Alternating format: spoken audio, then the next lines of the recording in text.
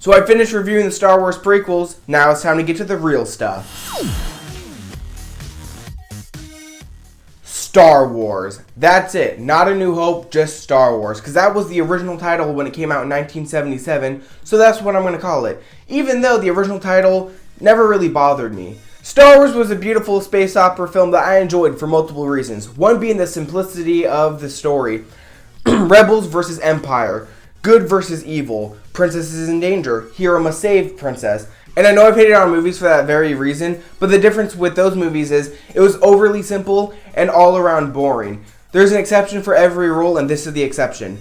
Not every movie has to have a deeper meaning and be complex, and I find this movie refreshing in that way. I love how we jump right into the story. The first shot is visually showing you what's happening, Rebels versus Empire. And if this was in the prequels, it would have cut to a character yelling, "Ah, the Empire's attacking us!"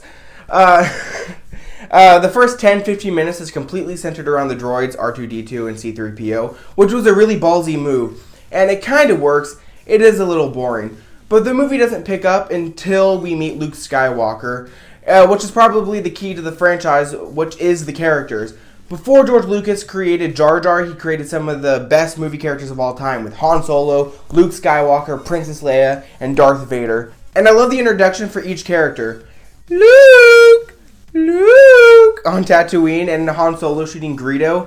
Remember, kids, Han shot first. No matter how many times George Lucas wants to say otherwise with his special edition Blu-ray releases, which are complete garbage. The movie does a good job at bringing in some mystery and intrigue, just enough to make you want to finish the movie. And some of the visuals, it doesn't really hold up. But you know what? The movie's over 20 years old, so I can be pretty forgiving. Plus, it still looks better than the prequels, so you have to give it that. But none of that matters without John Williams' score. It's truly incredible. One of the best scores ever created and one of my favorites, along with Indiana Jones and Jurassic Park. I can truly listen to the score on replay. It's truly, truly amazing. And just overall, the movie brings a warm, cozy, classic vibe that has a timeless feel. So I'm going to give Star Wars a 7 out of 10. This is my least favorite of the three, and just so we're clear, I gave Revenge of the Sith a 6 out of 10, and even if I were to give this movie a 6 out of 10, this movie would still be a lot better, because I don't even see the prequels as Star Wars movies. So, same score, just different levels. Anyway, The Force Awakens, 7 more days, still got 2 more reviews. It's time to get to work.